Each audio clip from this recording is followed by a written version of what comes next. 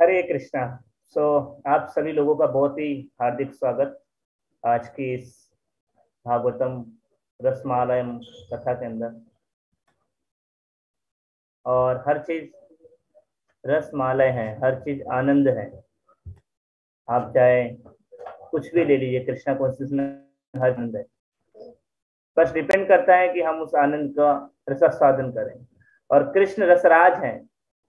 कृष्ण सारे रसों के राजा हैं।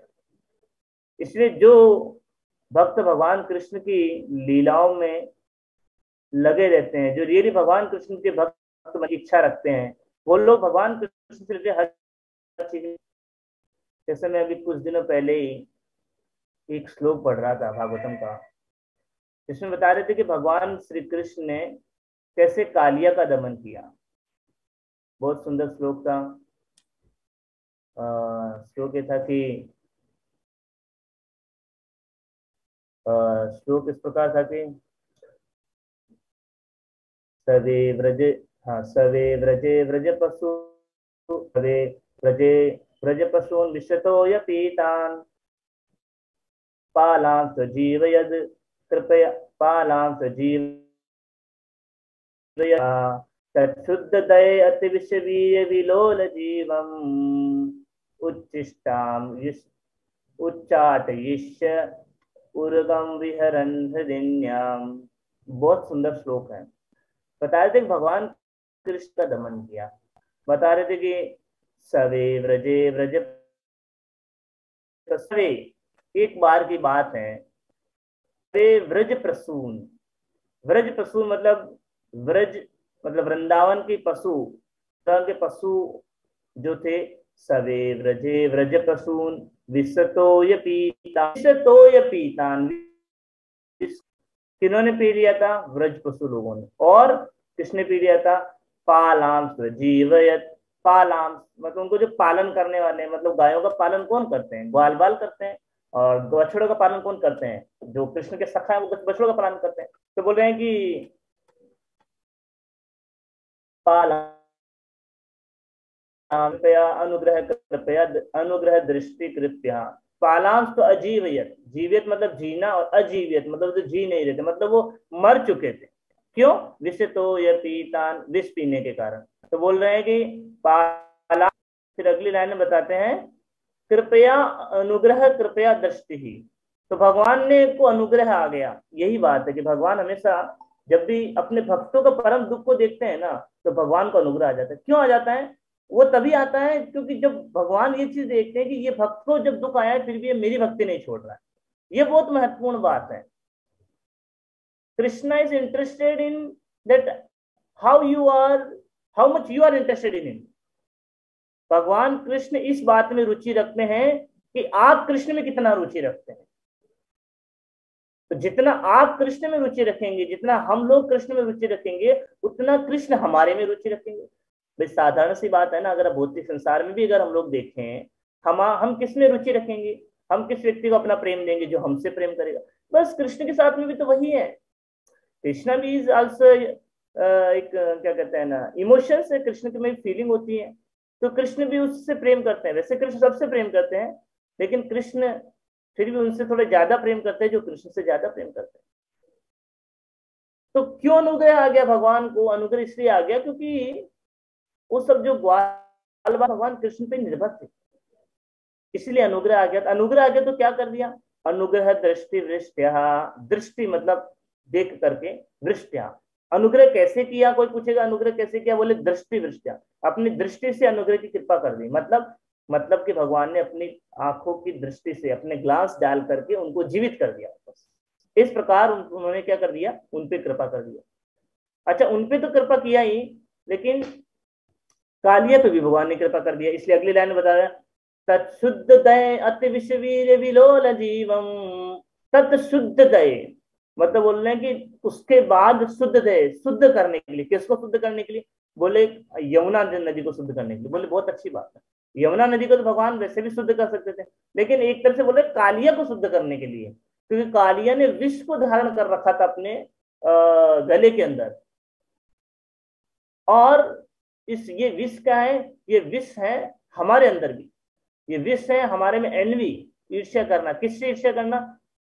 एक तो भौतिक संसार के लोगों से ईर्ष्या करते हैं हम, क्योंकि भक्ति माने के बाद ही हमारा डिटर्मिनेशन नहीं आया है, तो इसलिए हम सोचते हैं कहीं ना कहीं कि वो आनंद ले रहे हैं, हम आनंद नहीं ले रहे हैं। ऐसा हमको लगता है कई भी, ये हमको गलत फहमी हो जाती है कई बार, क्योंकि भक्ति में इतना विश्वास नहीं आता इसलिए। तो क्या होता है, तो लगता है वो आनंद ले रहे हम आनंद नहीं ले रहे, तो उससे एनवी करने लग जाते हैं। अच्छा, जो बाहर वालों से एनवी नहीं करेगा तो भक्तों से एनवी मतलब ईर्ष्या करने लग जाता है। ये नहीं बताऊँ, ये भक्त ज्यादा भक्ति कर रहा है। तो इस प्रकार का और बहुत सारा विष है हमारे अंदर भी। तो बोल रहे हैं कि इसलिए भगवान को ये भी दया आ गई कि कालिया के अंदर विष, इसको भी शुद्ध कर देता हूँ। तत् शुद्ध दय अति विश्वीर विलोल जीवम। बोल रहे जीव पे उन्होंने क्या कर रखा था, विष को धारण कर रखा था। तो कैसे शुद्ध दया? उच्चाट यिष्य, उच्चाट, इसलिए उसको लिबरेशन दे दिया। बोले कैसे लिबरेशन दे दिया? उच्चाट यिष्य विह उर्गम विहरण हृदिन्याम। बोलते हैं उस उर्गम मतलब सांप को, विहरण हृदिन्याम बोलते जैसे विहार करते हैं ना लोग, घूमते रहते हैं, आनंद लेते, चलो आज थोड़ा घूम के आते हैं। वैसे ही भगवान ने एक लीला लिया, मतलब चलो आनंद करते, चलो थोड़ा कालिया पे डांस करते, थोड़ा इसके साथ में घूमते हैं करके, इसके साथ मजा करते हैं। इसलिए विहरण हृदिन्याम। बोले कहाँ विहार के? हृदिन्याम बोले नदी के अंदर विहार किया था, यमुना नदी में। तो भगवान यमुना नदी में विहार करते करते कालिया का भी उद्धार कर दिया। ये बहुत मजेदार बात है। तो ये श्लोक में आपको क्यों सुना रहा था? हाँ, श्लोक में ये बताना चाह रहा था कि हर चीज में आनंद है, और कृष्ण क्योंकि दशराज है तो उसमें भी आनंद लेते हैं कृष्ण। तो कालिया का उद्धार कर रहे हैं, उसमें भी कृष्ण आनंद ले रहे हैं, इसलिए वहां पे शब्द यूज हुआ है विहरण हृदिन्याम। विहरण मतलब विहार करते हुए, आनंद लेते हुए भगवान कृष्ण कालिया का उद्धार कर दिया। तो भगवान के भक्त, तो भगवान के गुण उनमें भी आते हैं ना।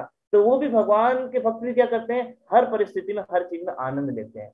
और उसमें से एक आनंद है भाव, ये भागवतम, भागवतम रसमार है। अब यहाँ पे आज का जो श्लोक है उसमें भी आनंद आ रहा है। क्या आनंद आ रहा है? ये आनंद आ रहा है कि देखिए भगवान जो है किस प्रकार सृष्टि कर रहे हैं। सृष्टि ऐसे कर रहे हैं भगवान कि जैसे कि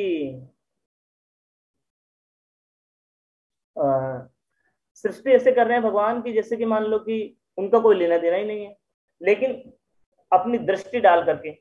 तो जो दृष्टि भगवान ने कालिया के ऊपर डाली थी, वही दृष्टि भगवान ने यहाँ भी डाल दिया। किसके ऊपर?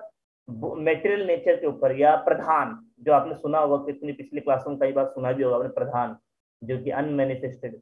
अब ज्यादा मैं हिंदी में नहीं बता रहा हूँ, जो अव्यक्त रूप के अंदर जो सारे पदार्थ थे उनको प्रधान बोला जाता है, और उस पर दृष्टि कर दिया भगवान ने, इसलिए वो क्या बन गया, क्या कहते हैं वो मैनिफेस्टेड रूप में आ गया, साकार रूप में। पहला चीज क्या है? भगवान का मुख प्रकट हो गया। तो यहाँ पे भी भगवान ने क्या किया है? दृष्टि डाल दी है आपने, दृष्टि डाल करके यहाँ पे भी सृष्टि का उत्पन्न कर दिया है। तो भगवान की दृष्टि बहुत महत्वपूर्ण है, इसलिए हमको यही प्रयास करना है कि टेक करे अपनी तरफ। अगर बस एक बार हमारे ऊपर हो गई ना, अगर हमने भगवान की कृपा को अपने ऊपर आकर, जरूरत नहीं। जैसे कहते हैं ना, जैसे आपने कई बार देखा होगा पंडाल में बहुत भीड़ पड़ रही है, भीड़ पड़ रही है, भीड़ पड़ रही है। किसी मान लो पंडाल कार्यक्रम हो रहा है, मान लो नरेंद्र मोदी आया, वहां बहुत भीड़ है, बहुत भीड़ है। तो सब लोग क्या चाहते हैं कि हम नरेंद्र मोदी को देखें, हम नरेंद्र मोदी को देखें, हम नरेंद्र मोदी को देख लें। कुछ लोग उनसे हाथ मिलाना चाहते हैं।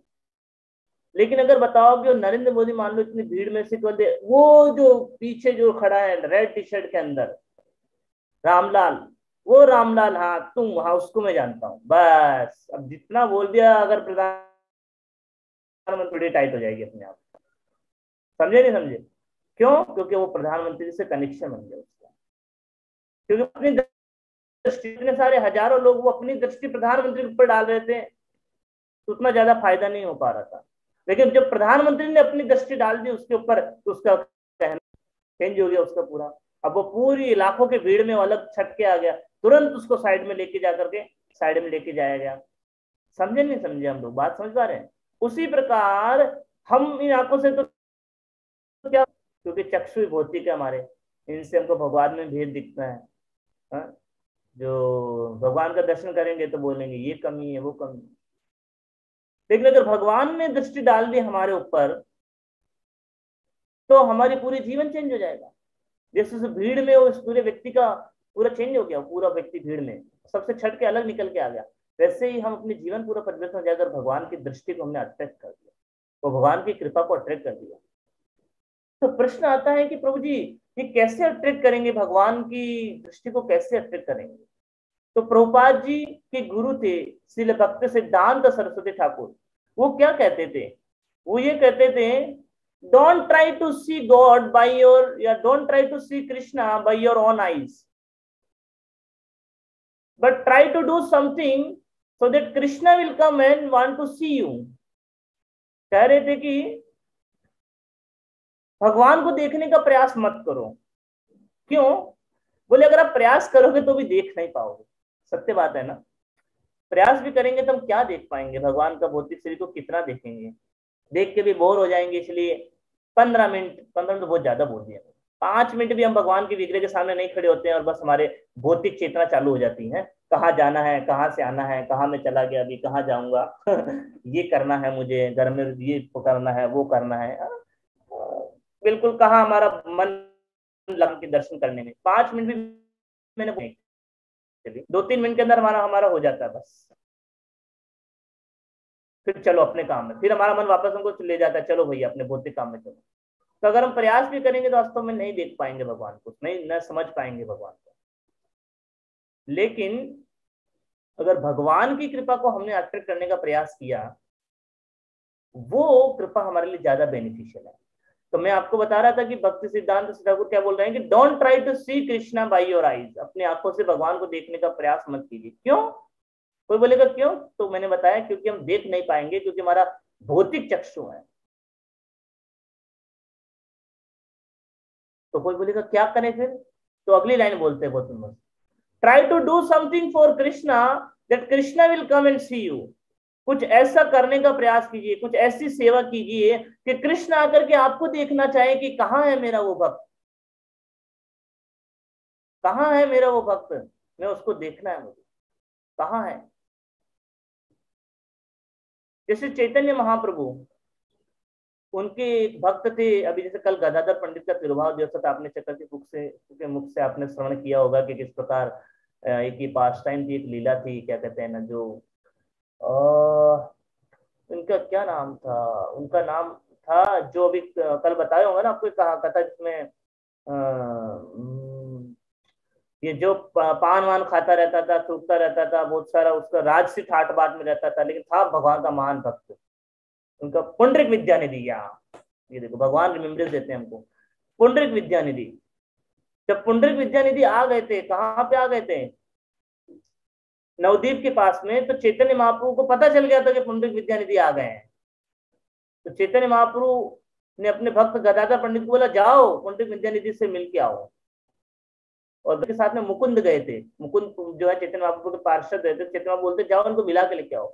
तो बात ये बोलना चाह रहा था कि चैतन्य महाप्रभु खुद देखना चाहते हैं, किसको? पुंडरिक विद्यानिधि को देखना चाहते हैं, कहाँ है चैतन्य महाप्रभु। जब नित्यानंद वो आ गए थे नवदीप धाम में, तो चैतन्य महाप्रभु खुद बोलते, जाओ एक साधु आया है, पहले वो नीले कलर के वस्त्र पहन रखा है, जाओ उसके सपना आया है, कहीं तो साधु आया है। सब भक्त लोग जाते हैं ढूंढते हैं, बोलते नहीं मिलता है, नहीं मिलते हैं मतलब। फिर चैतन्य महाप्रभु खुद जाते हैं, बोले जाओ इसके घर में जाओ, यदुनंदन आचार्य के घर में जाओ, यहाँ पर आपको नित्यानंद प्रभु मिल जाएंगे। तो चैतन्य महाप्रभु देखना चाहते हैं नित्यानंद प्रभु को। इस प्रकार कितनी भगवान की लीलाएं हैं जिनको हम देख करके कर सकते हैं। साउथ इंडिया में बहुत सारी ऐसी लीलाएं हुई हैं जहाँ पे भगवान अपने भक्तों का दर्शन करना चाह रहे हैं। हाँ, कई बार हमने लीलाएं सुनी, साक्षी गोपाल की हमने लीला सुनी कि भगवान अपने भक्तों से बात कर रहे हैं। और क्या कहते हैं ना, इस प्रकार अगर हम देखेंगे तो बहुत सारी ऐसी लीलाएं बता सकते हैं जहाँ पे भगवान अपने भक्तों का दर्शन करना चाह रहे हैं। क्यों? क्यों? क्योंकि वो भक्त इतना सेवा करते हैं भगवान के लिए, उनके लिए भगवान सब कुछ हो जाते हैं। इसलिए हमको क्या करना है? हमको ऐसा सेवा करने का प्रयास करना है कि हम भगवान की कृपा को अट्रैक्ट कर पाए। और दूसरी चीज है, भगवान की कृपा का दूसरा शब्द आता है गुरु। तो अगर हम भगवान की कृपा को अट्रैक्ट करना चाहते हैं तो पहले हमको गुरु की कृपा को अट्रैक्ट करना पड़ेगा। जब तक गुरु हमारे से प्रसन्न नहीं होंगे तब तक हम भगवान प्रसन्न नहीं है समझ लेना, या तब तक ये भूल जाना कि हम भगवान को प्रसन्न कर सकते हैं। तो हम लोगों को गुरु की कृपा को अट्रैक्ट करना पड़ेगा। और गुरु कब खुश होंगे? जब हम अच्छे से भगवान, वी शुड ट्राई समथिंग, हमको कुछ ऐसा सेवा करना चाहिए ताकि हम भगवान को प्रसन्न कर। जैसे एक बार की बात है कि श्रील प्रभुपाद जी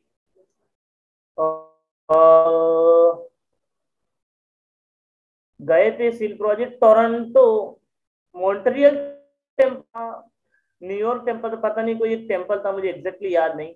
प्रभुपाद जी इस टेम्पल में गए थे और जाकर के वहां पे जो टेम्पल प्रेसिडेंट थे, टेम्पल प्रेसिडेंट थे जयानंद प्रभु। जयानंद प्रभु जी थे वो प्रभुपाद जी के शिष्य थे और उस मंदिर के अध्यक्ष भी थे। तो जब भी प्रभुपाद जी किसी मंदिर में जाते थे तो सब जो सीनियर भगत करते थे, तो पहुंचे तो सब बहुत सारे भक्त आ गए, सबने स्वागत किया, सबने माला पहना। प्रभुपाद जी बोल रहे उनको हरे कृष्णा और बोले हाँ हरे। लेकिन प्रभुपाद जी की आंखें एक को ढूंढ रही थी, एक ही भक्त को ढूंढ रही थी, और प्रभुपाद जी बोला वेयर इज जयानंद। तो फिर भक्तों ने बताया कि प्रभुपाद जी, अच्छा उससे पहले ये तो गेट पे आ गए थे, भक्त लोग लेने गए थे प्रभुपाद जी को एयरपोर्ट में। तो जब एयरपोर्ट में प्रभुपाद जी को सब माला पहना के प्रणाम किया, प्रभुपाद जी वहां पे पूछा जयानंद कहाँ है, बोले कि प्रभुपाद जी वो तो मंदिर में है, सेवा कर रहे हैं, बहुत सारी सेवाएं। उन्होंने बोला है कि आप लोग चले जाओ, आप प्रभुपाद जी को लेके आ जाओ, मेरे लिए बहुत सारी सेवाएं पड़ी है, मुझे सेवा करनी है। बोले ओके ओके ठीक है। फिर प्रभुपाद जी कार में बैठ के मंदिर में आए, तो मंदिर में कीर्तन हो रहा था, सब भक्त लोग स्वागत कर रहे थे। तो प्रभुपाद जी ने सब स्वागत किया। फिर प्रभुपाद जी फिर तुरंत ढूंढ रहे थे, प्रभुपाद जी की आंखें जयानंद प्रभु को ढूंढ रहे थे। प्रभुपाद जी पूछा वेयर इज जयानंदा।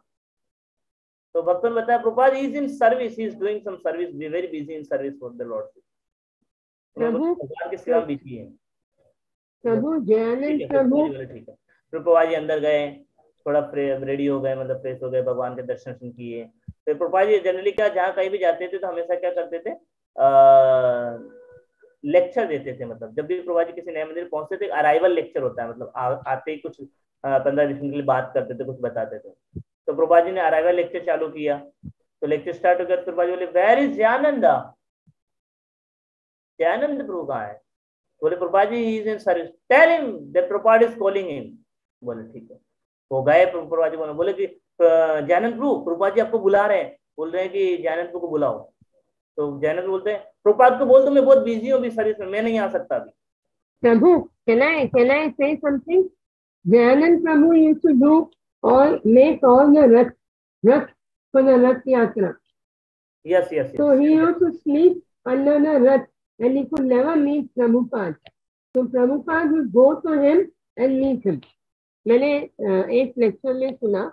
Yes, और Prabhupada would cook for him क्योंकि उसको खाना बहुत पसंद है, तो उसके लिए वो खाना बनाते थे स्पेशली।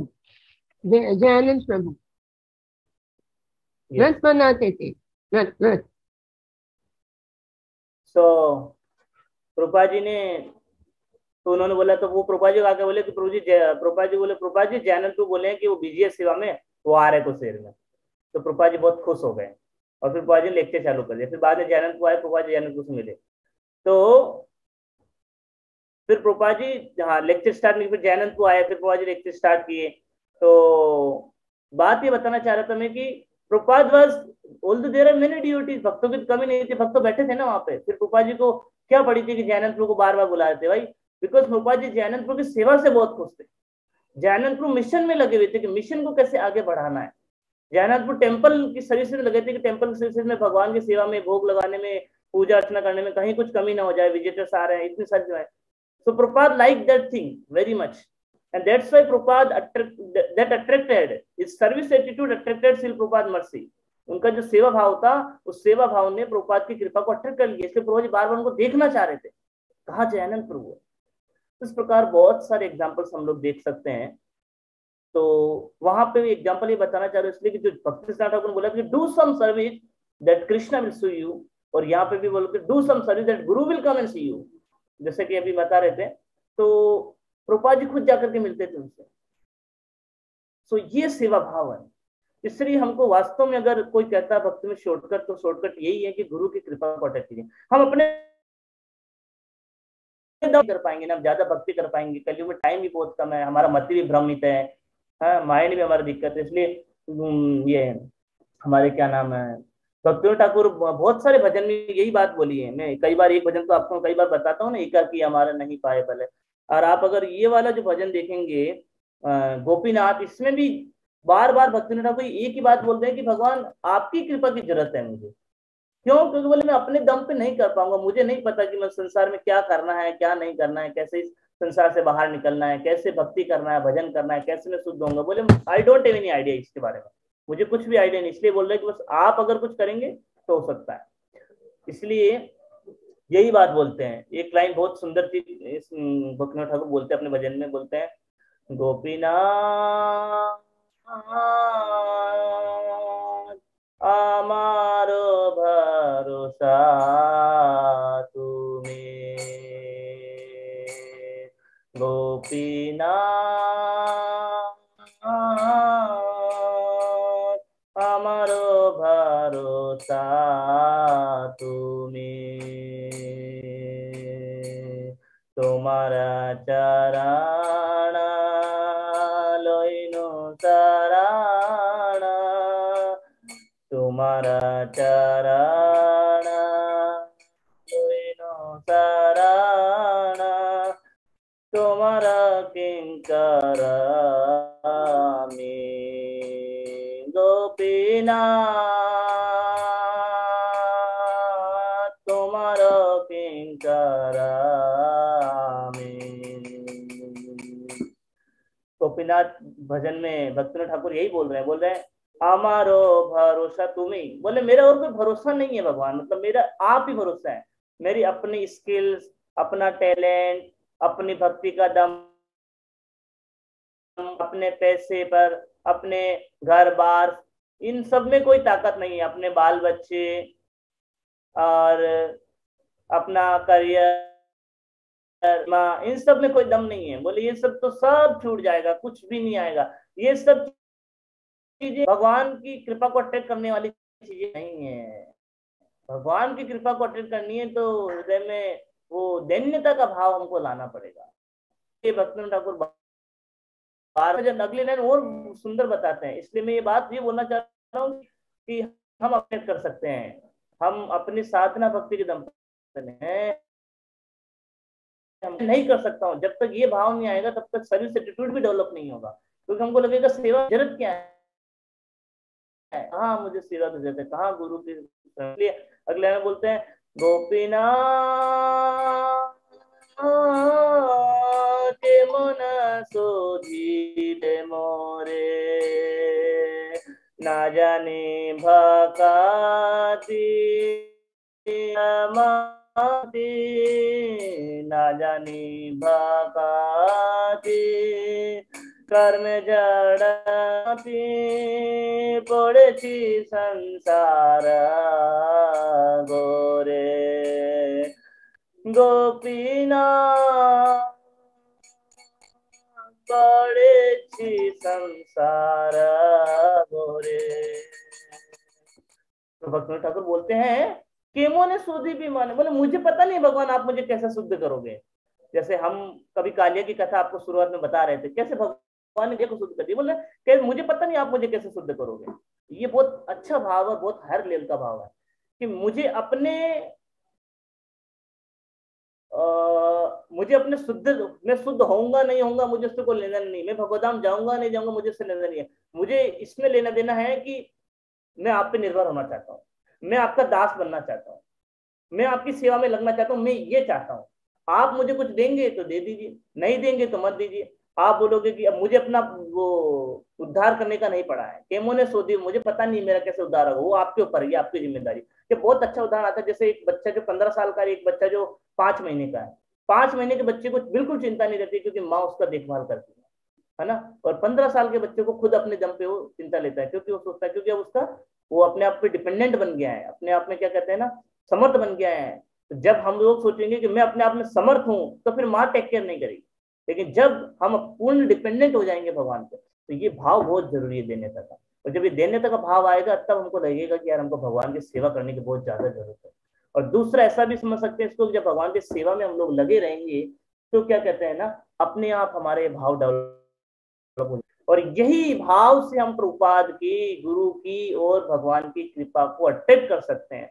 और अगर एक बार उन्होंने दृष्टि डाल दिया हमारे ऊपर, फिर हमको चिंता नहीं है हमारा कैसे उद्धार होगा। जैसे अभी मैं शुरुआत में बता रहे थे ना, कैसे भगवान ने एक बार दृष्टि डाल दिया बस, ग्वाल वालों पे, गायों पे, बछड़ों पे सब जिंदा हो गए। तो वैसे ही अभी हम लोग डेड है वास्तव में। क्यों? क्योंकि अभी हमारी चेतना भौतिक चेतना है, और भौतिक चीज तो डेड है। अगर वास्तव हमको अलाइव होना है, मतलब वापस जीवन जीना है, जीवित होना है, तो हमको भगवान की कृपा की जरूरत है। और इसीलिए हमारे लिए ये एक ही तरीका है कि हम अपनी सेवा के द्वारा भगवान को और गुरु को अट्रैक्ट करें, उनको प्रसन्न करें। और फिर मैं कहता हूँ ये गारंटी के साथ, अगर एक बार हमने गुरु को और भगवान को पसंद कर लिया ना, हमारा कैसे भक्ति में एडवांसमेंट हो जाएगा, कैसे हमारा उद्धार कब हो जाएगा हमको भी पता नहीं चलेगा, कैसे हम शुद्ध हो जाएंगे हमको भी पता नहीं चलेगा। तो this is very very important. तो इसलिए हमको कुछ कुछ करना चाहिए, और न कि केवल अपने साधना और भक्ति के दम पे निर्भर रहती है। लेकिन इसका मतलब मैं ये नहीं बोलना चाह रहा हूँ कि हमको साधना नहीं करना चाहिए भगवान, ये सब करना है। क्यों करना है? क्योंकि हमको गुरु ने कहा है, क्योंकि हमको इसके द्वारा गुरु को प्रसन्न करना है। क्योंकि जैसे प्रभुपाद जी और सब गुरु यही बोलते हैं कि 16 माला ध्यान पूर्वक जप करना चाहिए, तो हमको कई बार ये सोचना चाहिए अरे मैं ध्यान पूर्वक जप करके गुरु को प्रसन्न कर सकता हूँ, इसलिए हमको 16 माला ध्यान पूर्वक जप करना चाहिए। लेकिन ये नहीं सोचना चाहिए कि मैं 16 माला के दम पे भगवान की कृपा को अर्पित करूँ। तो आई थिंक टाइम हो गया ऑलरेडी, 8-9 बज गया लगभग। तो अभी बोलने के लिए तो बहुत कुछ बोल सकते हैं, लेकिन मैं आज ये इसलिए लिया क्योंकि बस मैं यही सोच रहा था कि कैसे भगवान ने दृष्टि किया और प्रकट हो गए सब कुछ, है ना, कुछ करना नहीं पड़ा। तो हमको हमको भी भगवान की दृष्टि की जरूरत है। भगवान अगर एक बार मेरे ऊपर भी अनुग्रह कर दे, भगवान हमारे ऊपर भी एक बार अपनी दृष्टि डाल दे, बस फिर क्या बड़ी बात है, सब कुछ हो जाएगा हमारे लिए, सब चीज इजी हो जाएगी। और प्रभुपाद जी है ना, ये बात भगवत गीता के 10th चैप्टर में एक श्लोक आता है।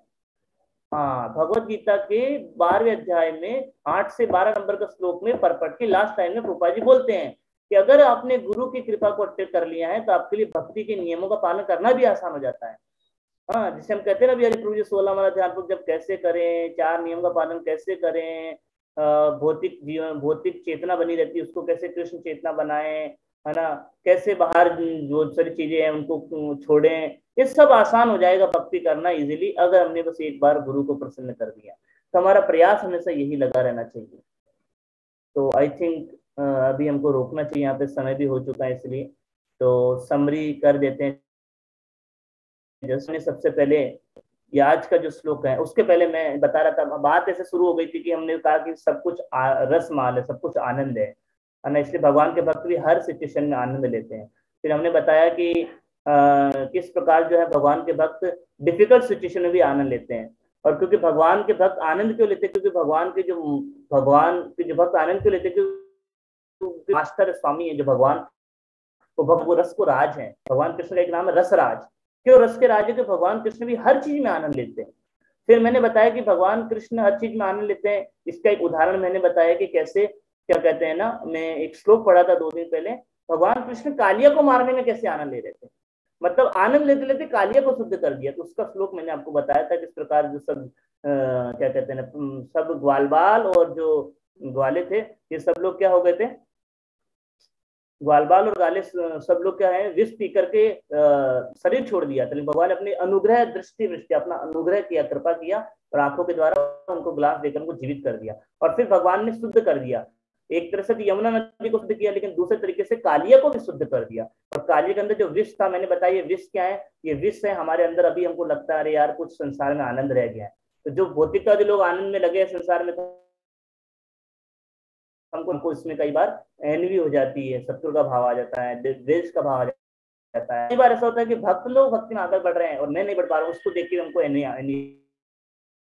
जाती है। हमको प्रसन्न होना चाहिए, लेकिन प्रसन्न नहीं हो पा। अब इसको दूर कर सकते भगवान, हमको आता है। तो फिर इसमें एक लाइन और बोली थी, तो भगवान इसलिए पर कृपा करेंगे जिनके ऊपर रुचि लेते हैं।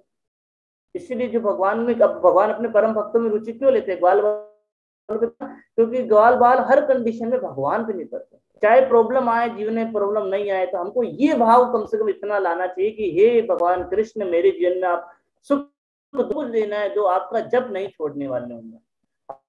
आपका मैं आपकी भक्ति नहीं छोड़ने वाली हूँ, मंदिर में जाना नहीं छोड़ूंगी, भगवान के भक्तों का संग लेना नहीं छोड़ने वाली हूँ, ये मेरे हिसाब से। तब भगवान देखेंगे अरे इतना रुचि मेरे अंदर, तो भगवान आप में रुचि लेना चालू कर देंगे। फिर तो कहना ही किया। फिर हमने बताया कि ये दृष्टि कैसे प्राप्त होगी, अनुग्रह कैसे प्राप्त, प्रकार जो है भक्ति सिद्धांत सरस्वती ठाकुर का एक मैंने कोट आपको बताया था कि वो कहते हैं कि इन आंखों से भगवान को देखने का प्रयास मत कीजिए, कुछ ऐसा कीजिए सेवा भगवान का कि भगवान आपको देखने के लिए आए। और इसके लिए हमने बताया कि क्यों हम इन आंखों से नहीं देख सकते हैं, क्योंकि तो भौतिक आंखें हैं, इनसे हम क्या देख पाएंगे, 2 मिनट के अंदर माइंड भाग जाता है, भगवान के अल्टर के सामने जाते हैं 2 मिनट बाद मंदिर में भाग जाता है माइंड हमारा, तो इसलिए हमने बोले नहीं देख पाएंगे, तो इसके लिए हमको सेवा करना पड़े। इसके उदाहरण हमने क्या बताए, हमने इनके उदाहरण बताए थे कि किस प्रकार जो है पुंडरिक विद्यानिधि को चैतन्य महाप्रभु देखना चाहते थे, इसलिए गदाधर पंडित को भेजे कि जाओ तुम उनसे मिलके आओ। फिर भगवान नित्यानंद प्रभु जब आए तो भगवान के एक तरह से भगवान भी है लेकिन परम भक्त भी है, तो इसीलिए उन्होंने बोला कि नित्यानंद जाओ, भगवान बोले जाओ, एक परम साधु नित्यानंद नीले कलर का साधु जो है नीला कलर का धोती पहन के आया है, ढूंढ के आओ। फिर हमने तीसरा उदाहरण बताया आपको कि किस प्रकार जो है